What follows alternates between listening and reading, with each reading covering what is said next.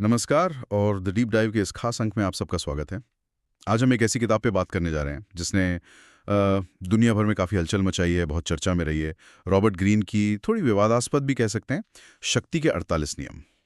हमारे पास इसका एक अच्छा सारगर्भित सारांश है और ये किताब बेसिकली शक्ति पाने, उसे बनाए रखने और उसका इस्तेमाल करने के 48 अलग-अलग तरीकों की बात करती है। ये तरीके, जैसा कि कहा जाता है, इतिहास से, राजनीति से और सामाजिक व्यवहार के अध्ययन से लिए गए हैं। तो आज का हमारा मकसद क्या है? हम इन नियमों के पीछे की जो रणनीतियां हैं, जो मनोविज्ञान की परतें हैं और जो सामाजिक दांव-पेच हैं, उनकी बारीकियों को समझने की कोशिश करेंगे। ये नियम जितने व्यवहारिक लगते हैं, उतने ही, सच कहूं तो, बहस का मुद्दा भी बनते हैं। तो चलिए इस जटिल विषय की गहराई में उतरते हैं। बिल्कुल। और देखिए, शुरू करने से पहले ये समझना बहुत ज़रूरी है कि ये किताब, जैसा कि सारांश भी इशारा करता है, कोई नैतिकता का पाठ पढ़ाने के लिए नहीं है। ये तो शक्ति का खेल कैसे खेला जाता है उसका एक तरह से कच्चा चिट्ठा है। मतलब इतिहास में लोगों ने पावर पाने और उसे बनाए रखने के लिए क्या-क्या तरीके अपनाए हैं, ये बस उसका एक अवलोकन है, किसी नैतिक आदर्श पर आधारित नहीं। तो सबसे पहले इस किताब का जो मूल संदेश है, वो क्या है? सारांश कहता है कि शक्ति सिर्फ बल प्रयोग से नहीं मिलती, बल्कि इसके लिए रणनीति चाहिए, धैर्य चाहिए और हाँ, इंसानी फितरत और मनोविज्ञान की गहरी समझ। क्या ये सही है? यही है इसका सार? हाँ, काफी हद तक यही है। और यही बात इसे इतना दिलचस्प और साथ ही शायद थोड़ा परेशान करने वाला भी बनाती है। ये नियम असल में मानव स्वभाव की गहराइयों को छूते हैं, हमारी महत्वाकांक्षाएं, हमारी असुरक्षाएं और सामाजिक ढांचे के अंदर हम कैसे व्यवहार करते हैं। यहाँ जो मुख्य फोकस है वो प्रभावशीलता पर है, नैतिकता पर नहीं। ये नियम बताते हैं कि सत्ता के खेल में क्या काम करता है, ये नहीं कि क्या नैतिक रूप से सही है। अच्छा, चलिए फिर कुछ मुख्य थीम्स को देखते हैं जो इन नियमों में बार बार उभर कर आती हैं। एक बड़ा मुद्दा है छवि और प्रतिष्ठा का प्रबंधन। जैसे नियम 5 कहता है, अपनी प्रतिष्ठा की हर कीमत पर रक्षा करो। ये तो ठीक है, लेकिन फिर नियम 6 कहता है, हर कीमत पर ध्यान आकर्षित करो। ये दोनों बातें एक साथ कैसे फिट होती हैं? एक तरफ रक्षा, दूसरी तरफ ध्यान खींचना, ये थोड़ा कंफ्यूजिंग नहीं है? हाँ, ये पहली नजर में विरोधाभासी लग सकता है, बिल्कुल। लेकिन असल में ये शक्ति के प्रदर्शन की कला के दो बहुत अहम पहलू हैं। इसे ऐसे समझिए, जैसे एक सिक्के के दो पहलू। प्रतिष्ठा यानी आपकी रेप्यूटेशन, वो आपकी शक्ति की नींव है। लोग आपके बारे में क्या सोचते हैं वही तय करता है कि वो आपके प्रति कैसा रवैया रखेंगे, आपको कितना सम्मान देंगे या शायद आपसे कितना डरेंगे। ठीक है। लेकिन अगर कोई आपको जानेगा ही नहीं, आपकी तरफ देखेगा ही नहीं, तो आपकी प्रतिष्ठा बनेगी कैसे? यहीं पर नियम 6 यानी ध्यान आकर्षित करना काम आता है। ये आपकी प्रतिष्ठा को बनाने का, उसे एक आकार देने का और हाँ, उसे नियंत्रित करने का एक शक्तिशाली जरिया है। अच्छा, मतलब पहले ध्यान खींचो ताकि लोग आपको जाने और फिर उस इमेज की रक्षा करो जिसे आप प्रोजेक्ट करना चाहते हो। बिल्कुल। और सिर्फ बनाना ही नहीं, बल्कि उसे कंट्रोल भी करना है। देखिए, नियम 37 भी है जो कहता है प्रभावशाली नाटकीय दृश्य बनाओ। ये इसी आइडिया को और मजबूत करता है। ये दिखाता है कि आपकी छवि, आपका ब्रांड कितना मायने रखता है। शक्ति का खेल काफी हद तक एक स्टेज की तरह है जहां आपकी परफॉर्मेंस बहुत जरूरी है। लोग अक्सर वास्तविकता से ज्यादा प्रस्तुति पर प्रतिक्रिया देते हैं, तो आपकी प्रतिष्ठा और लोगों का ध्यान, ये दोनों मिलकर आपकी शक्ति का आधार बनते हैं। ये सोचने का एक अलग तरीका है। अब एक और दिलचस्प और शायद ज्यादा विवादास्पद पहलू पर आते हैं, जानकारी का नियंत्रण और गोपनीयता। नियम 3 कहता है, अपनी मंशा हमेशा गुप्त रखो। फिर नियम 4 सलाह देता है, जरूरत से कम बोलो। और हद तो तब हो जाती है जब नियम 14 कहता है, दोस्त बनकर जासूसी करो।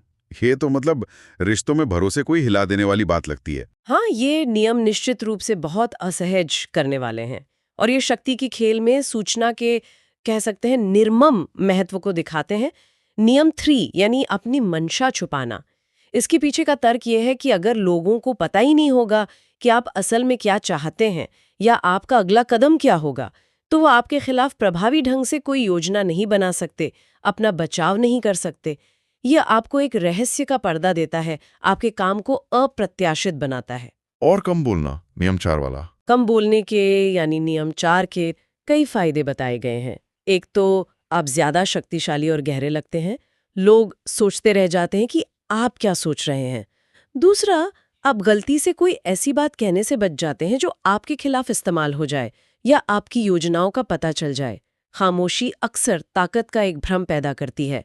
और जहां तक नियम 14 का सवाल है, दोस्त बनकर जासूसी करना, हाँ, ये शक्ति की दुनिया में जानकारी जुटाने के एक काफी क्रूर तरीके को दिखाता है। ये बताता है कि दूसरों के बारे में जानना, उनकी कमजोरियां, उनकी योजनाएं समझना, ये आपको एक निर्णायक बढ़त दे सकता है। तो क्या इसका मतलब ये हुआ कि जानकारी ही असली शक्ति है और उसे नियंत्रित करना सबसे बड़ी रणनीति? इस किताब के नजरिए से देखें तो हाँ, जानकारी एक बहुत ही महत्वपूर्ण शक्ति का स्रोत है। और इसे अगर हम बड़ी तस्वीर में देखें तो नियम 31 भी है, विकल्पों को नियंत्रित करो, यानी दूसरों को वही पत्ते खेलने दो जो आप बांटते हो। ये भी इसी से जुड़ता है। आप जानकारी को कंट्रोल करके या चुनिंदा जानकारी देकर लोगों के सामने मौजूद विकल्पों को सीमित कर सकते हैं, उन्हें उस दिशा में ले जा सकते हैं जहां आप चाहते हैं। ये सब रणनीतिक गणना का हिस्सा है। आप कुछ ऐसे नियमों पर बात करते हैं जो निर्भरता और दूरी के बीच एक संतुलन साधने की बात करते हैं। ये मुझे खास तौर पे पेचीदा लगते हैं। जैसे नियम 11 कहता है, लोगों को खुद पर निर्भर बनाना सीखो। ये तो समझ आता है। लेकिन फिर नियम 16 कहता है, अनुपस्थिति का उपयोग सम्मान और प्रतिष्ठा बढ़ाने के लिए करो। मतलब कभी कभी खुद को दुर्लभ बनाओ। ये दोनों एक साथ कैसे काम करते हैं? किसी को निर्भर बनाकर फिर उससे दूरी बना लेना, ये क्या फंडा है? देखिए, ये शक्ति संबंधों के मैनेजमेंट में एक बहुत ही नाजुक संतुलन साधने की कला है। नियम 11 यानी लोगों को निर्भर बनाना, ये आपको नियंत्रण देता है। जब लोग किसी चीज के लिए आप पर निर्भर होते हैं, चाहे वो जानकारी हो या कोई संसाधन या फिर इमोशनल सपोर्ट, तो वो आपके प्रभाव में रहते हैं। एक तरह से उनकी डोर आपके हाथ में होती है। ठीक है, ये तो क्लियर है। लेकिन फिर नियम 16 क्यों? अनुपस्थित रहना। क्योंकि अगर आप हर समय उपलब्ध रहेंगे तो आपकी कीमत घट सकती है। सोचिए, कोई चीज अगर हर जगह आसानी से मिल जाए तो उसकी कद्र कम हो जाती है ना। वैसे ही अगर आप हर समय हर किसी के लिए मौजूद रहेंगे तो लोग आपको फॉर ग्रांटेड लेना शुरू कर सकते हैं। आपका महत्व, आपका आकर्षण कम हो सकता है। इसीलिए रणनीतिक रूप से अनुपस्थित होना, अपनी उपस्थिति को दुर्लभ बनाना, ये लोगों में आपके प्रति एक तरह की चाहत और सम्मान पैदा कर सकता है। वो आपकी वैल्यू ज्यादा करने लगते हैं। ये मांग और आपूर्ति जैसा ही है। तो निर्भर बनाओ, लेकिन फिर थोड़ी दूरी रखो ताकि आपकी वैल्यू बनी रहे। हाँ, पर यहाँ भी एक पेच है। नियम 18 याद है? खुद को सुरक्षित रखने के लिए किले मत बनाओ, अलगाव खतरनाक है। ये नियम याद दिलाता है कि पूरी तरह से कट जाना, दुनिया से अलग थलग पड़ जाना भी खतरनाक हो सकता है। आपको जरूरी जानकारी मिलनी बंद हो सकती है, आप जमीनी हकीकत से दूर हो सकते हैं। तो ये निर्भरता और दूरी, जुड़ाव और अलगाव के बीच एक लगातार संतुलन बनाने का खेल है। ये आसान नहीं है। अच्छा, कुछ नियम तो बिल्कुल ही अप्रत्याशित लगते हैं। मतलब वो सीधे टकराव से बचने या यहाँ तक कि कमजोर दिखने की सलाह देते हैं। जैसे नियम 22, आत्मसमर्पण की रणनीति का उपयोग करो, कमजोरी को शक्ति में बदलो। या फिर नियम 21, किसी मूर्ख को पकड़ने के लिए मूर्ख बनो, अपने शिकार से ज्यादा मूर्ख दिखो। कमजोर दिखना ताकत कैसे बन सकता है? ये तो एकदम उल्टा लग रहा है। हाँ, ये नियम उस आम धारणा को चुनौती देते हैं कि शक्ति हमेशा आक्रामक होने में या ताकत दिखाने में ही होती है। कभी कभी सतह पर कमजोर दिखना, यानी नियम 21, एक बहुत ही चालाक रणनीति हो सकती है। सोचिए, अगर आपका प्रतिद्वंदी आपको कम आंकता है, आपको बेवकूफ समझता है, तो क्या होगा? वो लापरवाह हो सकता है, अपनी योजनाएं बता सकता है, या आपको वो मौका दे सकता है जिसका आप इंतजार कर रहे थे। ये दुश्मन को भ्रमित करने का एक तरीका है। और आत्मसमर्पण, मतलब नियम 22, हार मान लेना कैसे फायदेमंद हो सकता है? देखिए, नियम 22 का आत्मसमर्पण असल में हार मान लेना नहीं है। ये एक टैक्टिकल मूव है, एक अस्थायी कदम। जब आप सीधे मुकाबले में कमजोर हों तो तुरंत लड़ने के बजाय पीछे हटना या समर्पण का नाटक करना आपको समय दे सकता है।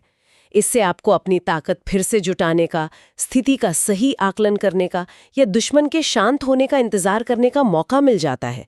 ये हार नहीं है, बल्कि ये एक सामरिक वापसी है, ताकि बाद में ज्यादा मजबूती से वापस आया जा सके।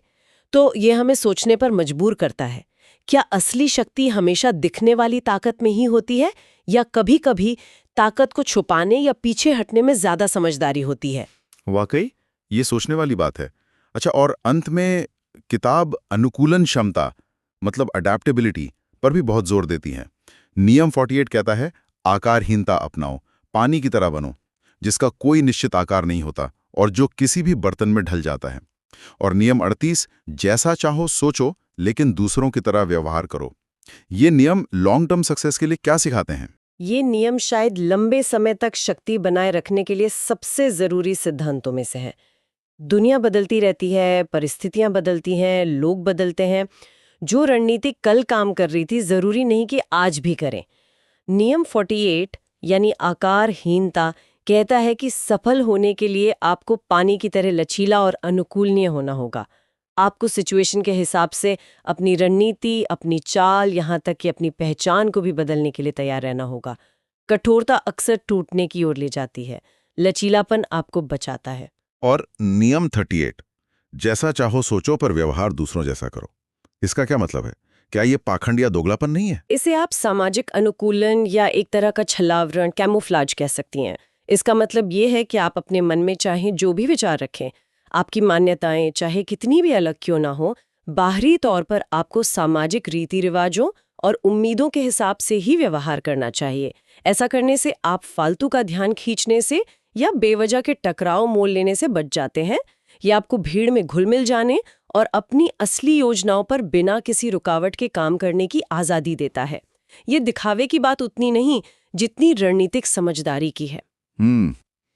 किताब में कुछ नियम ऐसे भी हैं जो सीधे सीधे दूसरों की कमजोरियों या उनकी जरूरतों का फायदा उठाने की बात करते हैं।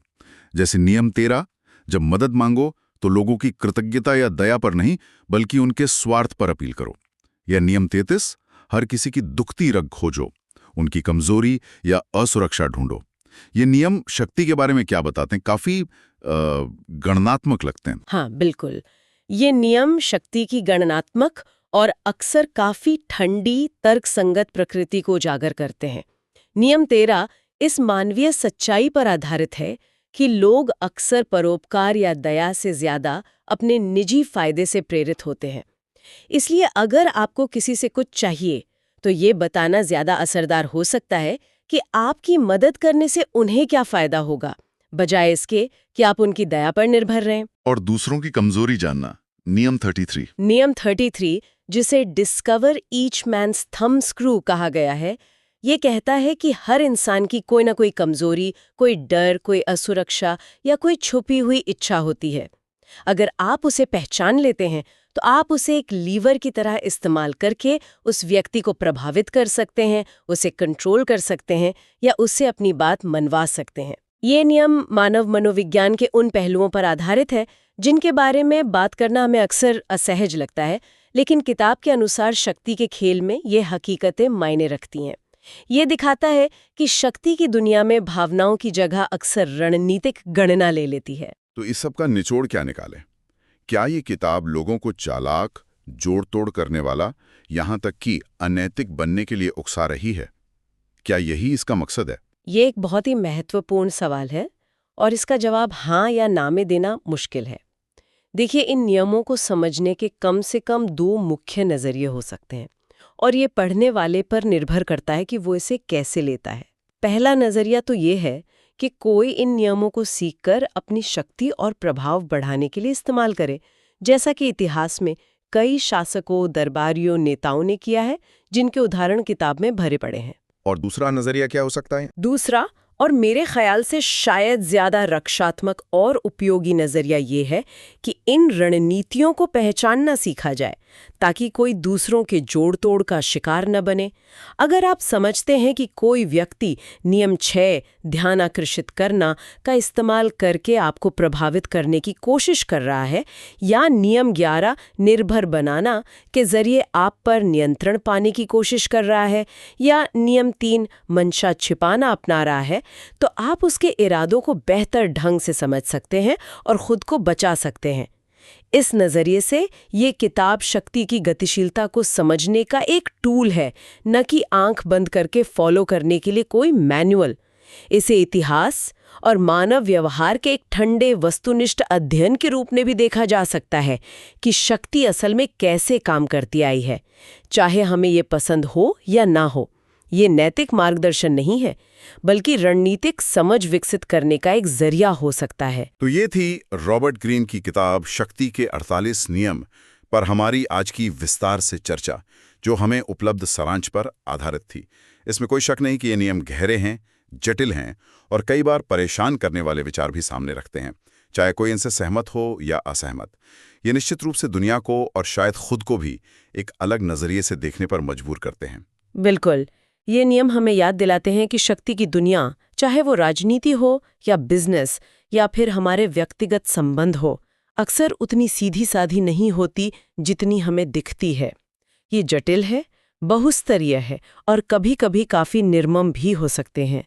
इसके अपने अलिखित नियम और रणनीतियां होती हैं जिन्हें समझना फायदेमंद हो सकता है, भले ही हम उन्हें खुद अपनाने का इरादा न रखते हों। ये मानवीय संपर्क और सामाजिक संरचनाओं की उन परतों को उजागर करते हैं जिनके बारे में हम खुलकर ज्यादा बात नहीं करते। और जाते जाते अपने श्रोताओं के लिए एक सवाल छोड़ जाते हैं जिस पर वे विचार कर सकें।